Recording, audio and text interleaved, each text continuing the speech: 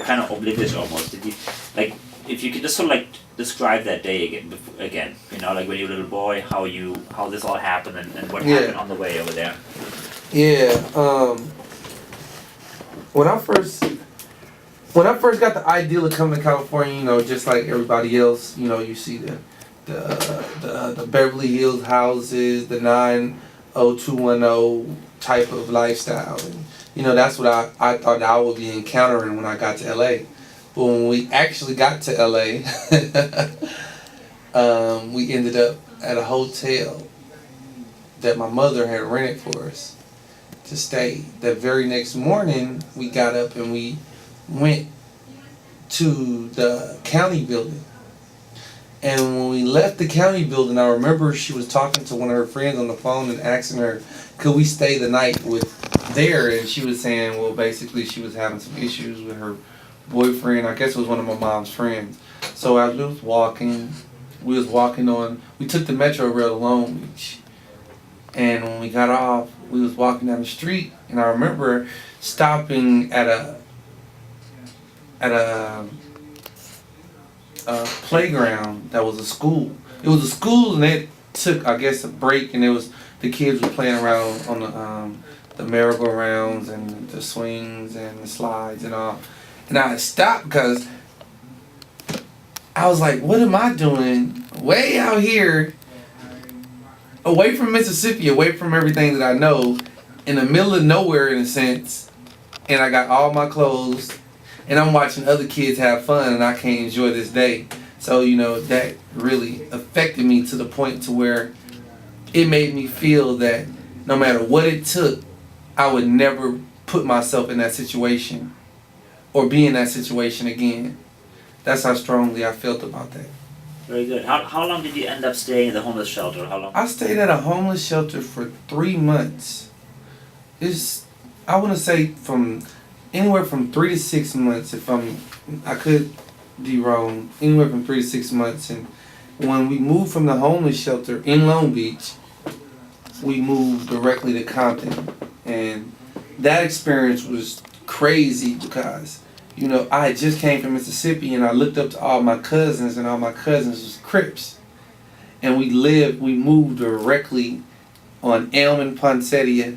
And if anybody from Compton know anything about that area, you know, it ain't a Crip neighborhood.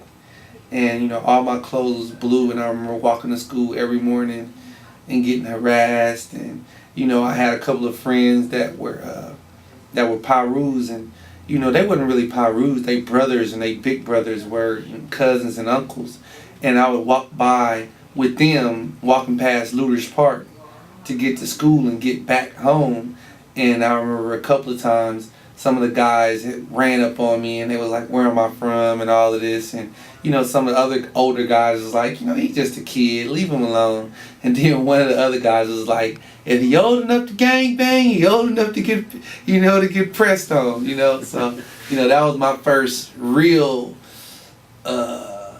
interaction with gang bangers, you know, because it's a difference, you know. And when I moved from there, I moved into the Palmer blocks. And, you know, that's where I really grew up at. That's where I went to Davis Middle School. I went to Compton High. You know, that was my life. You know, I even dropped out of school at Compton High and pursued gangbanging full time because, you know, gangbanging and hustling, because I felt like, you know, while I'm going to go to school these 12 years when I'm already smarter than everybody in my class, I was in all the advanced classes. I even had a class at Compton College. And I was just like, this is just boring. And you know, I was going to come to school every day. My clothes was bummy. And, you know, I remember I had this girlfriend, and I really was digging her, and, you know, I really was into her. And, you know, she used to look at me and be like with all this joy, but I thought that maybe she was looking at the other guys as well because they would dress fly and they would look good. You know, I mean, you know, as far as the way they would dress and the way they would, you know, keep themselves up. So I was like, you know, why am I wasting my time here when I could be living like I want to and I could have the girls that I want? At that time, that's what I thought life was about. Or I thought that was the bigger picture to life. And I dropped out of school, started hustling, selling drugs.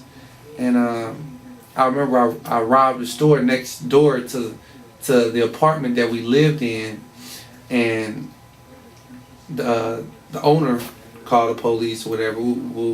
But in the same time, I was going to court for a GTA that me and some of my friends had did in Fullerton County, and I went to juvenile hall. I just got out, and I was like, I really thought I was, really with the gangbang. I thought I was you couldn't tell me nothing at that time, and I remember they gave my mama an ultimatum. It was like either we gonna give him 6 months in juvenile hall and 3 months in YA if he doesn't get his act together while he's in there, or he gonna do 9 months in total in YA. And YA is like the grown ups like a penitentiary for youngsters. You feel me? And most youngsters who go there, they don't get out until they 25. You feel me? That's just how rugged it is. So, my mother was like, yo, maybe you need to go stay with your grandmother, and until this can blow over and maybe he can settle down a little bit. So that's when I moved to Mississippi. And instead of it being something that was really influential towards making me go back to school and things like that, it stopped me from wanting to gangbang and made me want to hustle, made me want to be a D-boy, made my goals to be to have a key or have a lot of money. That was it. It wasn't a goal of going to college or being anything professional or being a rapper for that most. I mean, for that, that was the furthest thing away from my mind. Like, I looked down on rappers because before I left LA, I seen some of the up and coming artists that was really famous at that point get punked and beat up and car took. And that made me like, whoa, I don't want to be like that. That's what they do to the rappers. I don't want, so. When I came back to LA, I came back to LA around 1999. How old were you then? 2000. I think I was 18 or 19 when I came back to LA. And it just really opened my mind up. Like, even when I go back to my hood and I'll kick with some of my friends, and then I just start seeing the repercussions of the gangbang. I seen like a lot of my friends were incarcerated, a lot of my friends were dead, a lot of my friends even got killed by friends that we all ran together. So that was even deeper puzzle. A lot of the female friends that I went to school with, they were 3 or 4 kids. One of my closest friends' wife, she died, of cancer. Another one of my friends, she her child got burnt up in the house somehow. It's crazy. Compton has a lot of riddles and tales and myths and myth legends. And, for the most part, it's real. And, people can't believe or understand how it's so diverse and so small. But Compton is the most diverse city I've ever been around. As far as the things that it takes to survive in that atmosphere.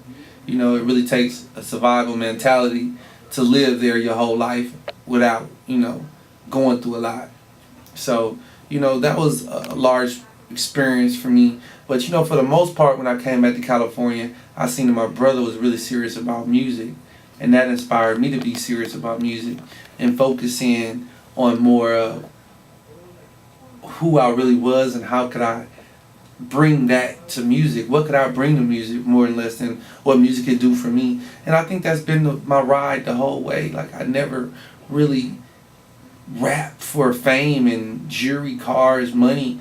I rap because, genuinely, I always felt like I had something to offer to music, Right. Like, you sort